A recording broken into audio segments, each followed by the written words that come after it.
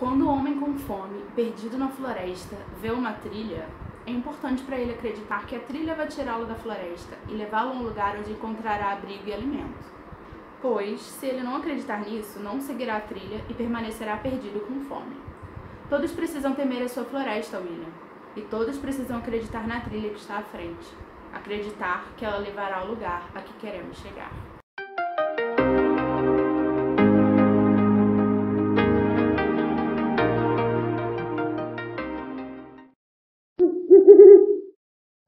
E aí, galerinha do YouTube, bem-vindos a mais um vídeo do canal E aí, Carol? E hoje eu vim falar de um livro incrível que eu acabei de ler.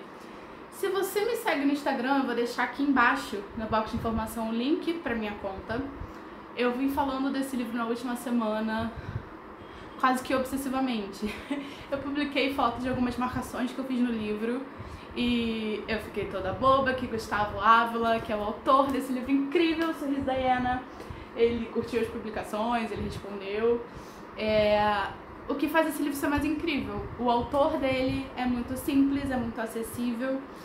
E aqui a gente tem algumas informações sobre o autor. Ele nasceu nos anos 80, ele vive em Florianópolis, mas ele é de São Paulo. Então ele é um cara que é jovem, que tá nas redes sociais e que interage muito com os fãs, com os leitores nas redes sociais. Isso faz o livro ser mais incrível ainda, sabe? Mas antes de falar do livro em si, eu acho que eu preciso falar um pouquinho sobre a minha experiência com literatura policial, que é o enredo, que é o gênero a qual esse livro pertence. Comecei a ler literatura policial quando eu ainda era bem pequena, porque meu pai é apaixonado por Agatha Christie. E eu literalmente cresci lendo Agatha Christie. Ano passado eu tive as minhas primeiras experiências com Ted Dekker e com Arthur Conan Doyle. E eu tenho tentado procurar outros autores incríveis de não ficar só em Agatha Christie, sabe? Mas o problema da literatura policial, assim como é o problema de vários outros gêneros, ele acaba se saturando dentro dele mesmo. Então, por exemplo, eu leio vários livros policiais, eu descubro facilmente quem é o assassino, porque de tanto você ler uma coisa, você já meio que prevê o que pode acontecer, né? E os diversos caminhos para onde a história pode ir. Então, quando a gente pega um livro desse que consegue surpreender no final, é assim uma nota de frescor ao gênero, e é incrível ler isso. Se alguém ainda não sabe sobre o que trata esse livro, ele tem 3 personagens principais, que é um serial killer chamado David, um psicólogo chamado William e um detetive chamado Arthur. O Arthur tem síndrome de Asperger, o que faz com que ele seja muito racional, muito literal e que ele não saiba muito bem como interagir com as pessoas, ele não entende piada, duplo sentido. O que na verdade o ajuda muito no trabalho de detetive, porque ele vê coisas de um jeito que as pessoas comuns não veem, porque elas são muito afetadas emocionalmente por essas situações a que eles são submetidos, né, todos os dias. Então, o William, como trabalho a dissertação de mestrado dele, foi como nascem os adultos, ou algo do tipo. E ele quer investigar o começo da maldade humana dentro de um ser humano. E ele diz que é claro que ele jamais vai saber os resultados dessa pesquisa, porque é muito difícil você encontrar meio que cobaias, né, que são vítimas de situações muito terríveis e muito tensas. Mas essa dissertação dele, tese, não lembro, acho que era dissertação, ela fica muito famosa e o nome dele foi mencionado várias vezes ao longo dos anos, porque foi uma dissertação muito chocante que colocou luz a perguntas muito pertinentes, né, sobre o ser humano e que as pessoas estavam meio assim de fazer. O William, nesse texto, ele mexe na ferida, né, que muitas pessoas querem pesquisar sobre, não sabem muito bem como. A gente começa a história lendo, mas vendo, porque as cenas são tão bem descritas que parecia que eu tava vendo uma minissérie, sabe? Foi muito incrível. Não foi à toa que a TV Globo, em 2016, comprou os direitos dessa história incrível, e eu tô doida pra ver o que eles vão fazer com isso. A gente se depara com uma cena visceral, uma cena tão bem descrita que me embolou o estômago. A criança tá amarrada numa cadeira, e na frente dela tem 2 cadeiras, uma com o pai e uma com a mãe, e meio a detalhes do processo desse serial killer, ele basicamente arranca a língua do pai, o deita no chão e, como ele tá com a boca com uma fita isolante, ele engasga com o próprio sangue e morre. E a mãe recebe uma bala na cabeça, uma arma com silenciador. A criança assiste tudo isso, o David leva os corpos embora e até a maior parte da história a gente não sabe o que acontece com esses corpos. E a criança assistiu tudo isso. As crianças têm sempre 8 anos. E o David entra em contato com o William, o psicólogo, através de e-mail. E ele fala, olha, eu vou te dar a base para você trabalhar na sua tese, na sua pesquisa. Eu vou te dar material para isso. Ocorreu um assassinato hoje, a polícia deve entrar em contato com você. Em breve vão ter mais 4 assassinatos e eu quero que você desenvolva o seu texto sobre isso. Nesse meio tempo, entra em jogo o detetive Arthur, que foi designado para resolver esse mistério. E a gente vai acompanhando como os crimes vão acontecendo, como o Arthur vai tentando montar esse quebra-cabeça, como o William vai sofrendo as consequências desse acordo não aceito, mas aceito com o serial killer, que ele virou um serial killer, né, que é o David. A gente descobre muito sobre o David. O David, ele sofreu algo parecido quando ele tinha 8 anos, por isso que as vítimas dele sempre têm 8 anos, e o modus operandi, né, que é como os crimes ocorreram, ele reproduz exatamente o que aconteceu com ele. Ele morou muitos anos em reformatório juvenil, e o diretor do reformatório, a gente vai conhecer ele lá pro final da história, é um escroto. É um cara que não melhora em nada a vida dessas crianças. E a gente vai vendo parte dos relatórios que o William vai fazendo. E, gente, é um quebra-cabeça mesmo que você vai montando desses 3 personagens. O Gustavo, tá escrito aqui atrás do livro que o Gustavo, ele demorou 3 anos para desenvolver completamente a história. Então, ele tem dados aqui de psicologia muito, que me parecem, eu sou completamente leiga no assunto, mas que me parecem muito precisos, sabe? Muito corretos. Dados de coisas que acontecem na delegacia, de processos pelos quais os detetives têm que passar para desenvolver o seu trabalho e para desvendar esses crimes. A gente entra em contato com a reação das famílias, e é um quebra-cabeça. A gente vai entrando na história meio que junto com o detetive, sabe? Por que ele fez isso? O que o David faz com os corpos? Ele usa uma máscara, então por que ele usa essa máscara? De quem é esse rosto? Pessoas que vão aparecendo na história para desvendar essas perguntas vão desaparecendo no meio do caminho, porque o David vai interceptando elas. E eu fiquei tão eufórica lendo que em 3 dias eu terminei esse livro, porque no primeiro dia eu não tive muito tempo de ler, senão eu teria terminado em 2 dias.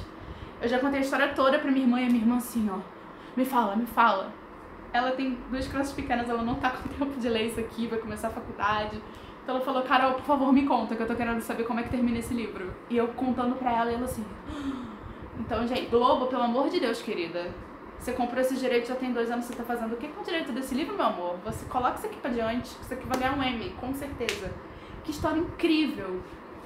E o mais interessante, o que às vezes me irrita em alguns livros que eu gosto muito, é que tem uns diálogos ou umas frases que me soam muito imaturas, muito infantis no meio do livro, sabe? Isso aqui parece que é um autor que já escreveu tipo 20 livros, ele é super maduro, ele tem palavras muito bem escolhidas. Nenhuma frase dele aqui em vão, tem milhares de marcações, porque o Gustavo adora inserir frases de efeito no meio do livro dele. Eu publiquei várias lá no Instagram. Tem uma parte aqui que ele meio que explica o nome do livro, O Sorriso da Hiena. Ele fala o seguinte: aqui é um diálogo entre o William, o psicólogo, e Arthur, o detetive. Esse aqui é o William, o psicólogo, falando. Um sorriso nem sempre quer dizer algo bom, detetive. Isso me lembra uma coisa. Um dia eu assisti a um documentário, um desses sobre a natureza selvagem. Os pesquisadores estavam tentando desvendar o motivo dos sons emitidos pelas hienas. A maioria das pessoas acha que aquele som é uma risada, mas os pesquisadores chegaram à conclusão de que as hienas de menor posição hierárquica do grupo, ou seja, as hienas dominadas, as hienas frustradas, emitiam mais alto esse som que parece uma risada. Às vezes damos a impressão de que gostamos de alguma coisa quando na verdade só estamos com medo, com dor, com fome. Não tem nada de engraçado em ser um animal carniceiro que se alimenta do que sobrou dos mortos. Então aqui nessa passagem ele explica como as aparências enganam, como às vezes as pessoas se utilizam de máscaras e têm reações que na verdade não são nada mais do que um escudo para esconder o que elas estão sentindo, né? Então as hienas estão com fome, estão com medo, estão com dor, elas são as mais vulneráveis do bando, elas emitem o maior som, que pra gente parece que é uma risada, que na verdade não é.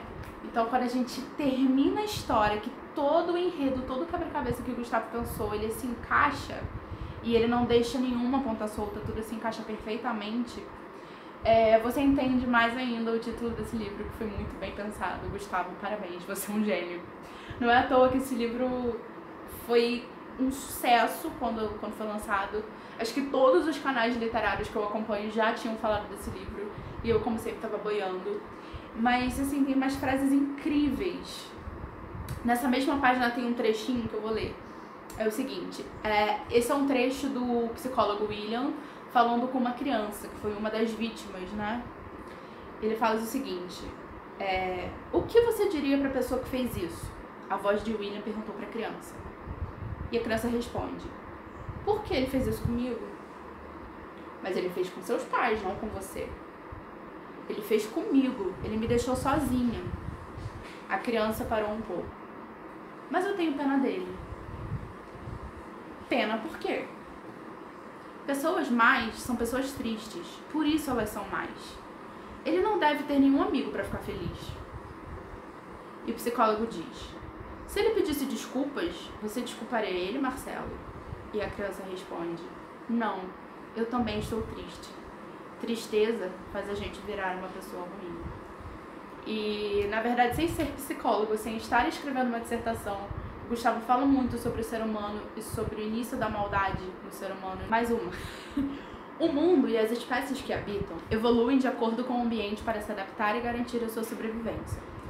Se pudesse, um recém-nascido com fome e sem alimento não hesitaria em matar outro recém-nascido que está com uma mamadeira, para poder tomar o seu alimento e saciar a sua fome. O mal é um estado natural do ser humano, que nasce sem a noção de certo e errado e sem consciência moral, agindo para saciar suas necessidades, movidos apenas por seus instintos selvagens. Em um mundo onde o mal nasce com a gente, todos fariam qualquer coisa sem apego à moralidade para não sucumbir. A maior questão que fica até o momento é: quem está servindo de modelo para a formação do caráter dessas crianças? Os bons ensinamentos dos seus pais e da sua escola, ou a frieza cruel do assassino? Então a ideia do serial killer e do psicólogo é que o William, o psicólogo, acompanha essas crianças por mais ou menos 10 anos para ver as consequências desses atos na vida delas. E aí, em algum momento a história termina, a gente tem uma parte que são 10 anos depois, onde o William, ele finalmente termina esse estudo, ele lança o seu livro, e mais quebra-cabeças vão se encaixando. Será que vão pegar a David, o serial killer, ou não? Quem que vai pra cadeia? Alguém vai pra cadeia? Pessoas mais morrem? Será que Arthur vai desvendar o crime? São muitas peças pra serem encaixadas. Gustavo, muito obrigada por você ter escrito esse livro. É incrível, é maravilhoso. Se você já leu esse livro, por favor, vem aqui nos comentários pra gente conversar sobre ele. Eu falei muito brevemente sobre a história porque eu fiquei com muito medo de dar spoiler, porque é o tipo de livro que você tem que ser levado por ele, sabe? Você tem que descobrir a história junto com ele. Eu espero que vocês tenham gostado. Um beijo e até o próximo vídeo.